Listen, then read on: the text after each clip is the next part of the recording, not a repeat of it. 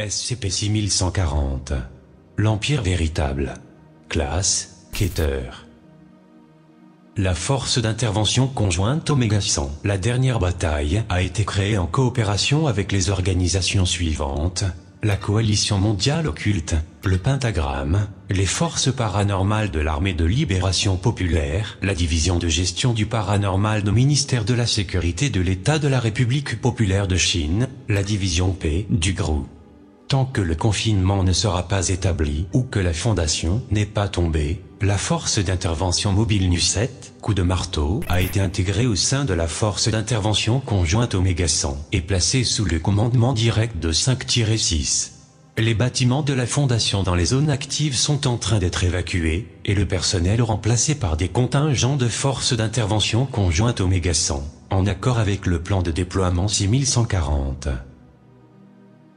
SCP-6140 et l'Empire d'Aivit, tel que décrit dans SCP-140, dont la matérialisation complète dans la réalité consensuelle est attendue le 20 mars 2022. SCP-140 a subi une brèche de confinement total qui résultera en l'incident 140-CK, causant la manifestation de SCP-6140. Le Conseil des superviseurs a préemptivement déclaré cet événement comme un scénario de classe BK de la mascarade, en raison du vaste usage d'anomalies hostiles et modificatrices de réalité par SCP-6140, et ce même à l'époque moderne. Addendum 6140.1, évaluation de la menace. Un groupe de travail commun entre le département des analyses et le département des forces déployées a établi un rapport soulignant les principales menaces causées par un empire d'Aivit moderne. Ce rapport est basé sur les informations contenues dans SCP-140, les découvertes archéologiques, l'étude de gravures et documents d'Aivit, ainsi que des modèles de données parastatistiques. Troupes au sol. Dangerosité, haute. Troupe estimée à 2,4 millions de soldats en exercice. Accès complet aux équipements modernes par des achats auprès de fournisseurs étrangers. Force aérienne. Dangerosité, moyenne. Des forces aériennes relativement restreintes mais néanmoins modernes. L'existence de technologies furtives est contestée, bien qu'une modification anormale des aéronefs reste possible. Force navale. Dangerosité, basse. La zone contrôlée est majoritairement enclavée dans les terres. Alliance extérieure. Dangerosité, haute. SCP-6140 aura vraisemblablement un contrôle ou une influence accrue sur les pays voisins, bien au-delà de ses frontières. Des opérations sont en cours pour préserver les structures géopolitiques et éviter une cascade immédiate en un scénario de classe SK, changement de dominance. Infrastructure. Dangerosité, haute. Les organismes militaires ne devraient avoir aucune difficulté à déplacer les troupes et l'équipement, même dans le cas d'une guerre sur front multiple. Espionnage. Dangerosité, inconnue.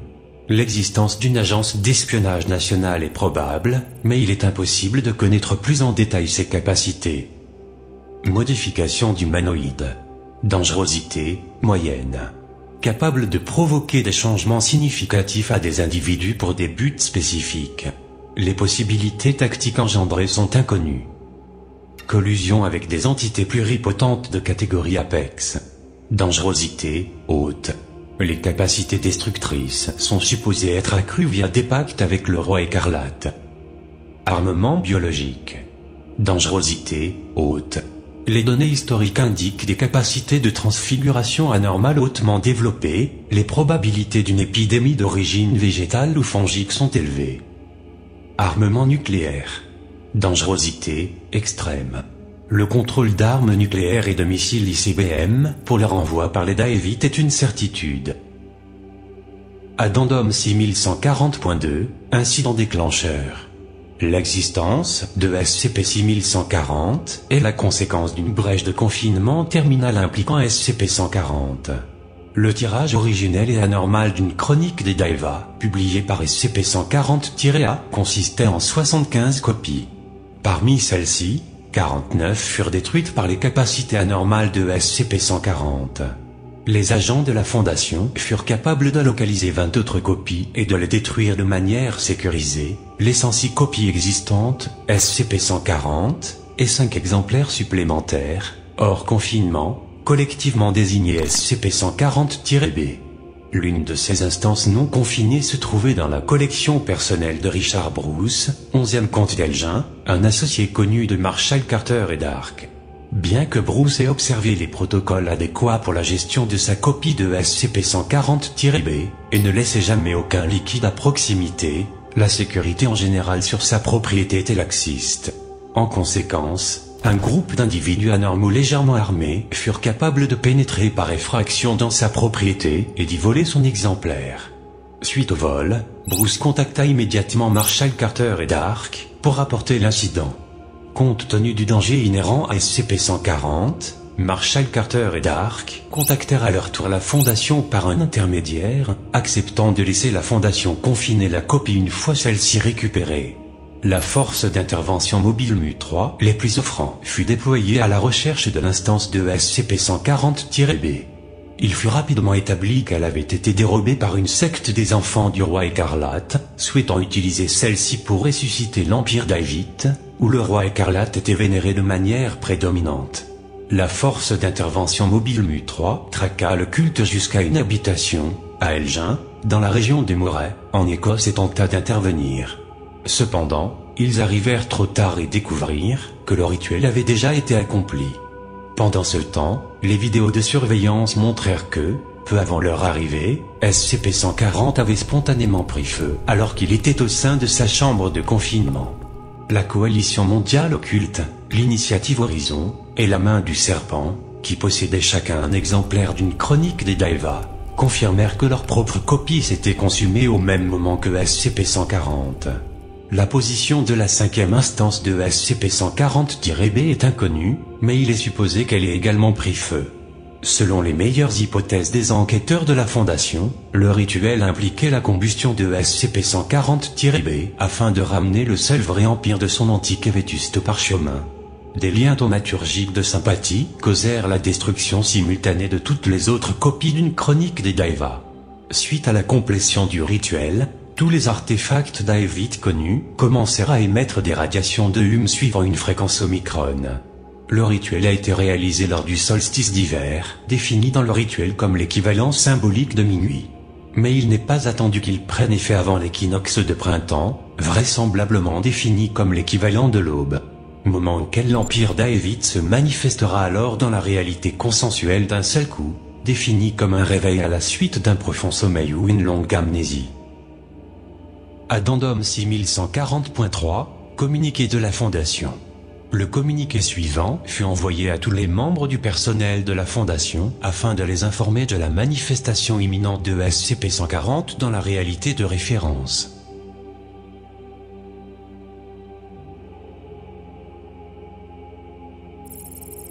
À tous les membres du personnel de la Fondation, dans 3 mois, aura lieu un scénario de classe CK d'une ampleur sans précédent. Le 20 mars 2022, l'Empire d'Aevith se manifestera dans le présent de notre réalité consensuelle.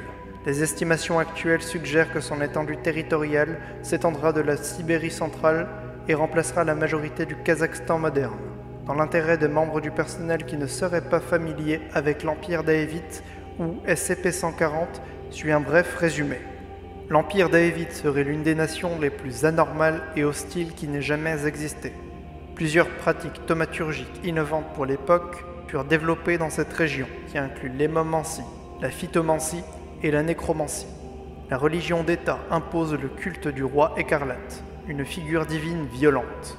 Un groupuscule qui subsiste toujours de cette religion, connu sous le nom des Enfants du roi écarlate, a tenté à plusieurs reprises de provoquer des événements apocalyptiques en invoquant leur divinité.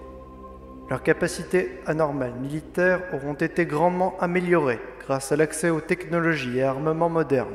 L'ampleur et la nature de ces améliorations sont inconnues, mais sont supposées être importantes. Toutes les expéditions de recherche sont suspendues. Toutes les activités de confinement non essentielles sont suspendues. Les différents sites ont été assignés à des tâches spécifiques afin de protéger le plus de vies humaines possible.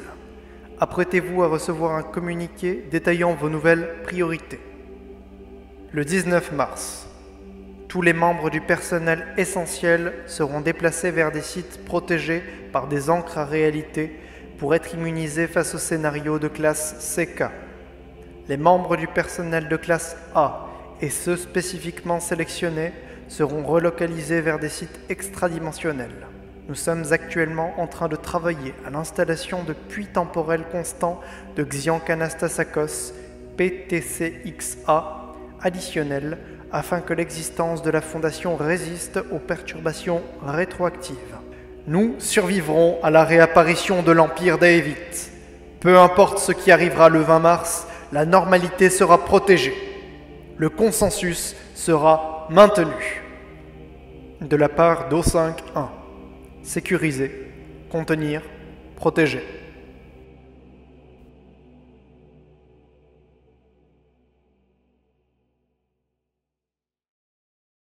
Alerte. Début de la brèche en cours.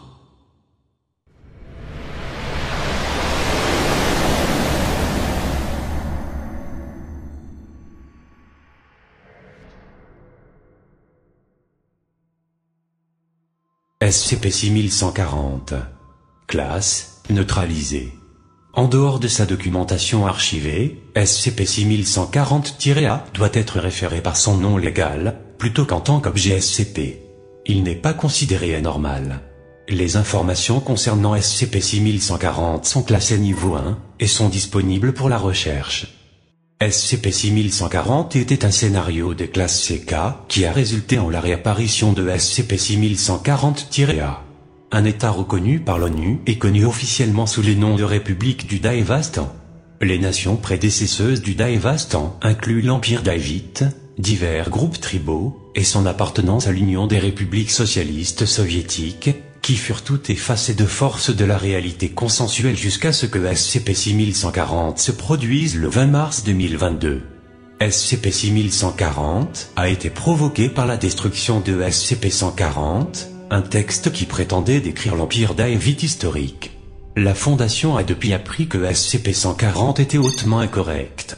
De plus, il fut découvert que la précédente théorie dominante sur le mode de fonctionnement de SCP-140, à savoir qu'il restaurait l'existence d'une civilisation annihilée ontologiquement, n'était que partiellement vrai. Il s'agit aussi du phénomène qui a initialement détruit ontologiquement l'histoire d'Aevith. La destruction complète de toutes les copies de SCP-140 a défait ses effets et réinstauré ontologiquement SCP-6140-A dans sa forme originelle. La majorité des installations et du personnel de la Fondation avaient été sécurisés par des encres à réalité en prévision de cet événement et ne furent donc pas affectés. Par conséquent, le consensus interne de la réalité de la Fondation est désormais en contradiction avec le consensus global de la réalité. Les divergences entre les réalités doivent encore être complètement conciliées. La Fondation travaille actuellement à informer le personnel des inexactitudes décrites dans SCP-140. Addendum 6140.1, comparaison historique. Le tableau suivant détaille les inexactitudes décrites dans SCP-140 et la vérité telle qu'existante dans le Daevastan légitime. SCP-140, réalité antérieure. L'histoire des Daevith est remarquablement consistante, avec très peu d'évolution au cours du temps. Réalité consensuelle post-6140. Dénuée de tout fondement. La culture d'Aevith a changé significativement avec l'évolution des technologies et des conditions sociales. Ce manque d'évolution est supposé être dû à un manque d'imagination de la part de SCP-140-A. Réalité antérieure. L'Empire d'Aevith comprenait un culte impérial dédié au roi écarlate, qui a survécu à l'époque moderne via le groupe des enfants du roi écarlate. Ce culte s'est focalisé sur une masculinité violente, incarnée par le roi écarlate. Réalité consensuelle. Le roi écarlate n'a jamais existé.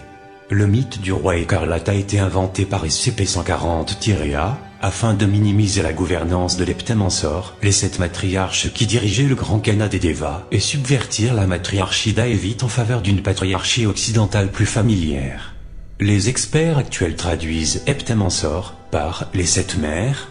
Une traduction moins exacte serait « les 7 épouses ».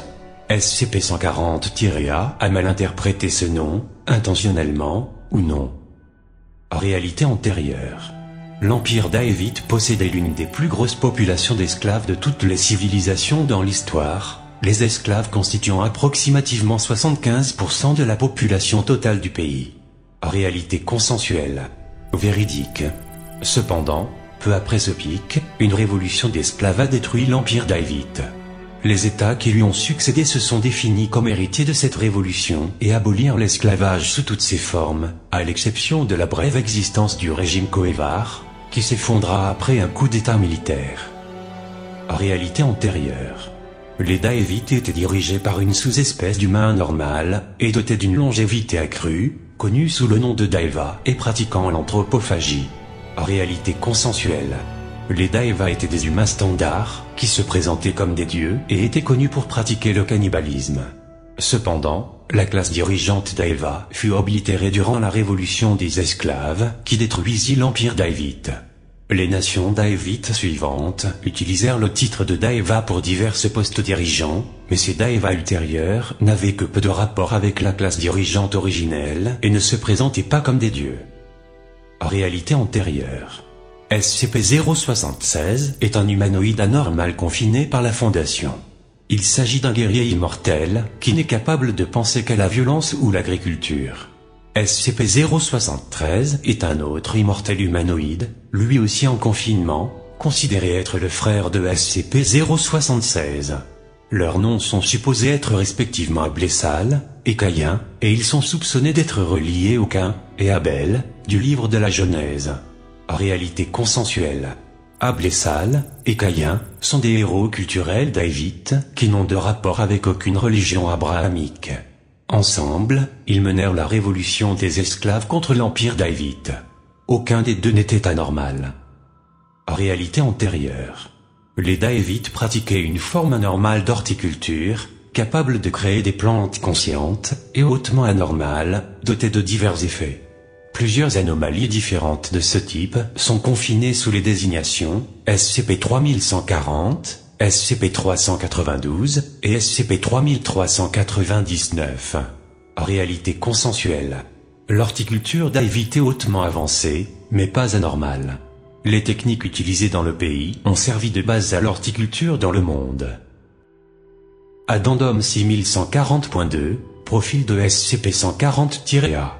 Durant les mois suivant SCP-6140, plusieurs enquêtes furent menées par la Fondation pour expliquer l'inconsistance massive entre la nation Daeva stanaise observée et le pays décrit dans SCP-140. L'une de ces investigations avait pour objet SCP-140-A, l'auteur de SCP-140, qui est suspecté par les historiens de la Fondation de biais d'auteur. Une équipe d'enquêteurs a déterminé que SCP-140-A était Thomas Bruce, 6e comte d'Elgin et ancêtre de Richard Bruce. Il était originalement cru que Thomas Bruce n'avait fait que financer un certain Ablessal Curix pour la publication d'un livre décrivant l'Empire d'Aevite. Suite à l'analyse des archives d'Aeva stanaise, il a été déterminé que Ablessal Curix n'avait en réalité jamais existé et n'était simplement qu'un nom de plume de Bruce. En 1786, Thomas Bruce visita le Grand Canada des Daeva. À l'époque, le pays avait significativement perdu de sa grandeur par rapport à sa puissance antérieure lors de l'Empire d'Aevite historique et n'existait qu'en tant que groupement de pouvoirs régionaux se querellant entre eux. Bruce était fasciné par le passé du pays, au point d'en ignorer complètement l'état actuel. Il écrivit la Chronique des Daeva, qui ignorait la majorité de l'histoire du pays et mêlait sa mythologie populaire avec l'histoire de la nation. Un unique exemplaire de ce texte dans son édition originelle de 75 copies fut préservé dans la Bibliothèque nationale d'Aevite, lui permettant de survivre aux 2 scénarios de classe CK. Il est supposé que Bruce prit contact avec un occultiste inconnu lors de l'impression d'une chronique des Daeva. Un vaste rituel fut accompli et l'impression commença le 20 juin 1788 au solstice d'été. Peu après, SCP-6140 eut lieu le 22 septembre 1788, à l'équinoxe d'automne. Cet événement supprima entièrement tous les états d'Aevite précédents de la réalité, faisant de l'ethnographie incorrecte la seule et unique ethnographie. Addendum 6140.3, témoignage du Dr Jadlsal.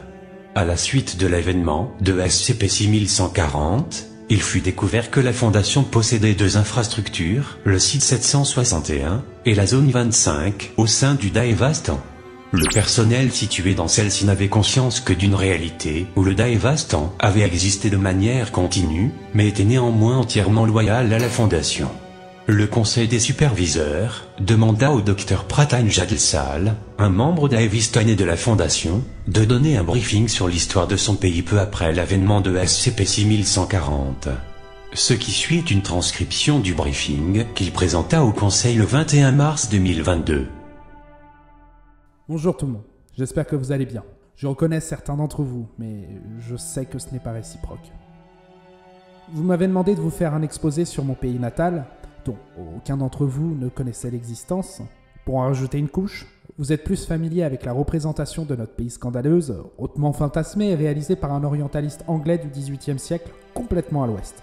La dite représentation étant en réalité anormale et ayant entièrement effacé notre pays de l'existence. Cette version de notre pays, si elle avait jamais existé, aurait été la civilisation la plus meurtrière et la plus anormale du monde. Vous m'avez fait appeler ici pour vous décrire ce qu'est mon Daevastan. Je ne vais pas le faire. Vous pourrez découvrir à quoi nous ressemblons plus tard. Non, aujourd'hui, je vais défendre notre droit à vivre. Puisque c'est la vraie raison pour laquelle vous m'avez fait appeler, pour décider ce que vous alliez faire à la suite de ce scénario de classe CK. Je ne sais même pas par où commencer. Je pense que je vais commencer par moi-même, sur pourquoi je suis là. Dans la ligne temporelle, et le monde dont je me souviens, nous ne nous attendions à rien de spécial le jour de l'équinoxe. Ainsi, nous n'avions qu'une sécurité réduite dans les sites d'exclusion temporelle et ceux à encre de réalité, et davantage de membres du personnel étaient autorisés en dehors de ceux-ci. Tout en restant à un niveau normal, bien évidemment. Il se trouve que je n'étais pas dans un site à ce moment-là. Je voyageais entre 2 d'entre eux. Puis SCP-6140 a frappé, et désormais, nous ne sommes plus d'accord sur rien. Du coup, ça vous pose un problème. Nous avons clairement le consensus de la réalité de notre côté. Tous ceux qui ne sont pas des skippers ont la même version que nous. Donc, nous sommes là pour de bon. Il me semble. Vous devez donc nous laisser exister. C'est tout notre ethos. Et cela signifie que je dois vous donner un cours accéléré sur notre histoire. Mon peuple, mon pays, nous ne sommes pas anormaux. Si le briefing que vous m'avez donné est vrai, je n'en ai absolument aucune idée, car il fut incroyablement bref. Alors nous avons été les dindons de la farce pendant près de 200 ans. Nous sommes les victimes de cette histoire. Et je crains que votre réflexe instinctif ne soit de recommencer la farce, parce que c'est ce que vous faites. J'ai déjà eu affaire à vous tous auparavant, dans ma réalité, celle dont je me souviens. Je suppose que ces versions de vous ont disparu. Mais soyons honnêtes, vous n'avez pas changé. Aucun d'entre vous n'a changé depuis le temps que vous êtes en vie. Pour certains d'entre vous, ça se compte en siècles, n'est-ce pas? Nous sommes un pays pacifique. Si ce n'était pas pour les actions d'un seul orientaliste et de son livre que j'ai lu en tant que curiosité académique, nous ne serions pas assis ici aujourd'hui. Vous ne verriez pas de différence entre nous et tous les autres pays du monde. Oui, nous avons eu un passé sanglant, mais pas sans conséquences. Oui, l'Empire d'Aevit avait l'un des plus hauts taux d'esclavage dans le monde, parmi tous les pays ayant jamais existé. Peut-être n'était-il surpassé qu'à Sparte avec les Ilotes. Mais vous savez ce qu'il s'est passé ensuite? Nous avons massacré les Daevas et brûlé leur palais jusqu'à ce qu'il n'en reste que des cendres. Un unique prince a décidé de manger un enfant esclave alors qu'il y avait plus d'esclaves que d'hommes libres. Alors son domaine s'est soulevé et l'a pendu. Et comme il y avait plus d'esclaves que de Daevas, cette rébellion initiale s'est étendue plus loin encore et a renversé un empire entier. La vraie histoire de notre nation n'est pas celle d'un esclavage éternel, non. Nous fûmes la première nation au monde à interdire cette pratique, et nous n'y sommes jamais retournés. Mais un homme, un seul, a vu se passer cet unique moment où un prince a dévoré un enfant, et l'a étiré pour l'éternité. Il en a fait le passé de ce pays. Comme quoi l'esclavage était le pilier central de tout notre passé et de notre présent. La révolution n'était pas suffisamment licencieuse pour lui. Alors il a pris le moment de l'histoire qu'il était et il en a fait la seule image de notre pays. La seule qui puisse exister, mais sans la libération de la révolution. La dépravation, mais sans conséquence. Et tout spirale à partir de là, devenant de pire en pire, car nous n'avions pas de voix, aucun moyen de dire « Stop, c'était pas comme ça !» Ce qu'il a fait n'était rien d'autre qu'une tragédie. Alors je viens devant vous aujourd'hui, Je dois vous supplier, ne répétez pas ses actions. Ne faites pas la même chose que lui. Ne nous renvoyez pas dans les ténèbres. Je vous en supplie.